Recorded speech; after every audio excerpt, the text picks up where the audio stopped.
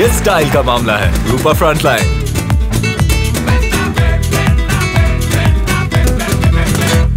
ঘটনা হয়েছে যে আমাদেরই ঘটনা খুবই দুঃখজনক যে আমাদেরই একজন কলিগ প্রদীপ চৌধুরী, যার ডিউটি ছিল বি শিফটে, সে কারখানায় ডিউটি গেছে, তার ওয়াইফ বাড়িতে ছিল।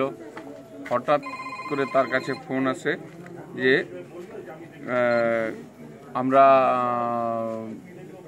খবর পাই এবং সে ছুটে আসে বাড়িতে যে তার মিসেসকে মার্ডার করে দেওয়া হয়েছে।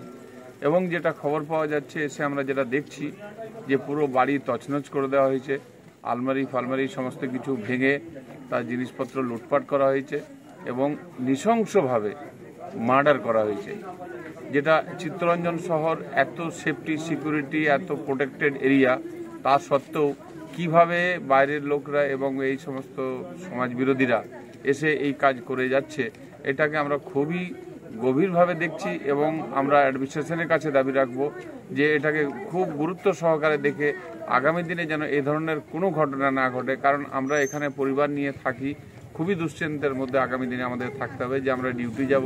এখানে সবাই সিঙ্গেল ফ্যামিলি, কারো কারো বাড়ির হাজব্যান্ড ওয়াইফ শুধু দুজন থাকে, ছেলেমেয়েরা বাইরে থাকে। আজকে প্রদীপ চৌধুরীর বাড়িরও তাই অবস্থা ছিল, ছেলেমেয়ে তারা বাইরে আছে। এইবার হাজব্যান্ড ওয়াইফ দুজন, হাজব্যান্ড ডিউটি গেছে, ওয়াইফ বাড়িতে একা।